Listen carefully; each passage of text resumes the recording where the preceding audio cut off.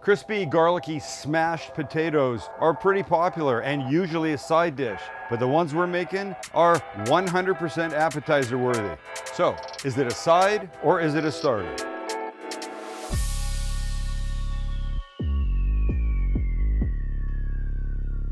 You've seen this before. You take these little baby Yukon Gold potatoes, you boil them, you take them out, you smash them, you put some business on them, you throw them in the oven, they come out crispy and they're gorgeous. And they're great beside some chicken or a steak or a pork chop. We don't cook pork chops enough. I don't know why. Let us know in the comments if you want to see us make more pork chops. Let us know in the comments if you want to see us make pork chops. I can probably count on one hand the times we've done it. And while you're here looking at me, hit the subscribe button if you haven't, because it means a lot to us.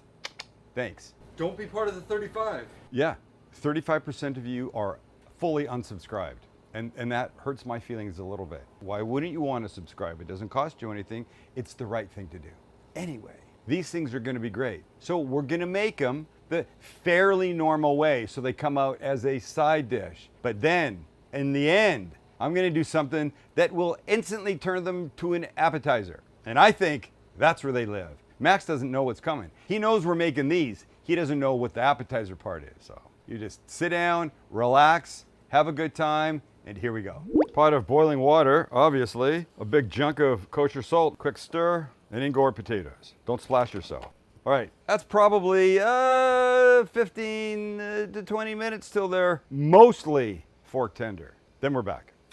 We need a bunch of chopped up garlic, so get at it. And remember, if you take a clove like this and you give it the flat of a knife and a little hit, it should bust it open enough that you can peel off the paper and chop away. I generally cut that little ass end off because I don't like it.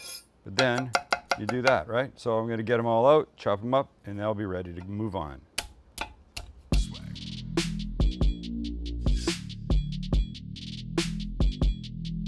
All right, when you've got nicely chopped up garlic like this, we're gonna take about 2/3 of it, put it in this little pot to melt with some butter and oil. This is gonna go into another dish for what comes next. Let me clean this up and we'll carry on. Next in with our garlic will be some butter, some delicious olive oil, smoked paprika, hello you, red pepper flake for a punch of heat, and a hit of salt and pepper. And this we're gonna melt before the potatoes go into the oven. But now we'll make a little gremolata to go on when they come out of the oven. And for that, we begin with some parsley that we need finely chopped. All right, let's put this in a bowl and add the reserved garlic and most of the zest of a lemon. A little olive oil, a little salt and pepper, and we mix. This is gremolata, and this will go on top of the potatoes when they come out, some of the potatoes. I mean, this by itself be perfect on fish, on all kinds of things. Potatoes are done and drained. This is parchment on a sheet pan, and out go the potatoes. You want to spread them out a little bit. They're still hot. Then you need something with a flat bottom, so you can do this.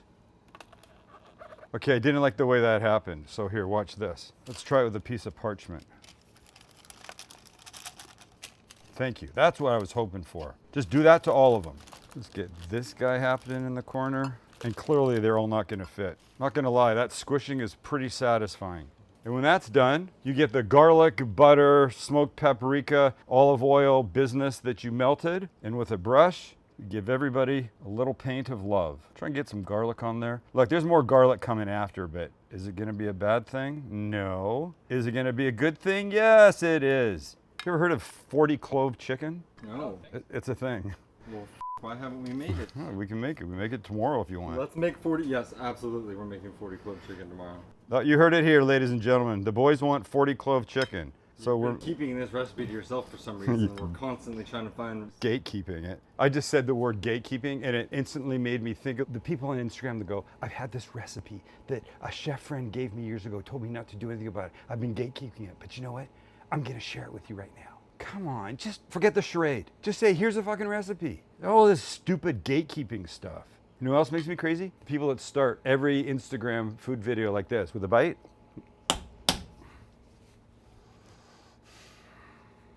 I can't believe it. I do that, but I save that for the end. I don't do that BS up front. No.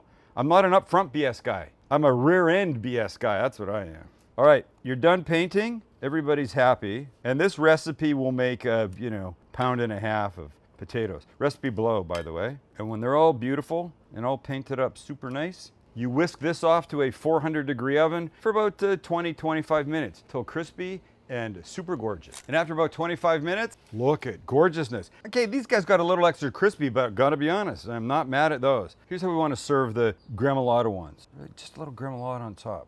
Honestly, this is just gonna give it just that little punch. A little more garlic, the freshness, the brightness of the lemon and the parsley. That's a gorgeous little side dish for anything. But now a couple of them, I'm gonna go like this. A little sour cream, right? A little cool sour cream, and then some chili crunch.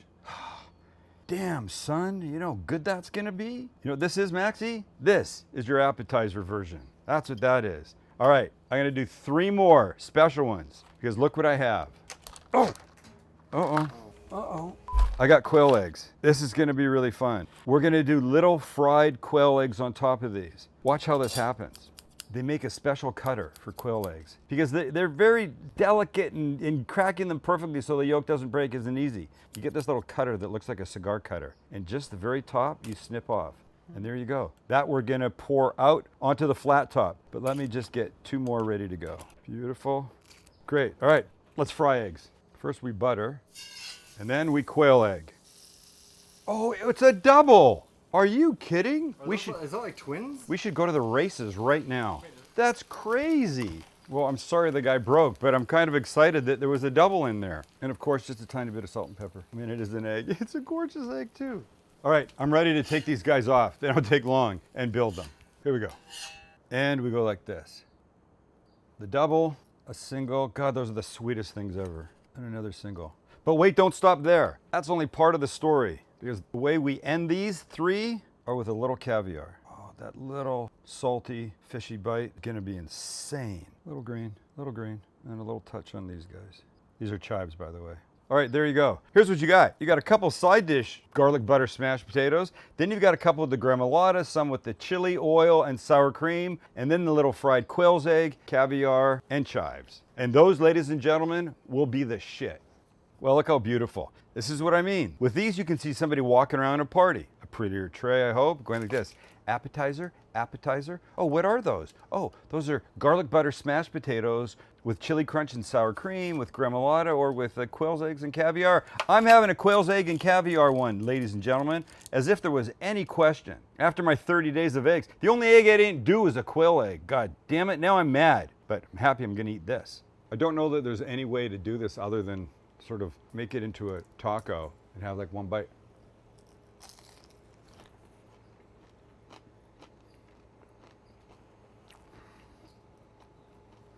Oh my God. It's everything. It's everything. Plain with the stuff we brushed on them out of the oven, great. The gremolata, greater. And these things, let your imagination go. Put anything you want. Little leftover carnitas, maybe a little shredded cheese, quick melt under the broiler with the torch. Goodness freaking gracious.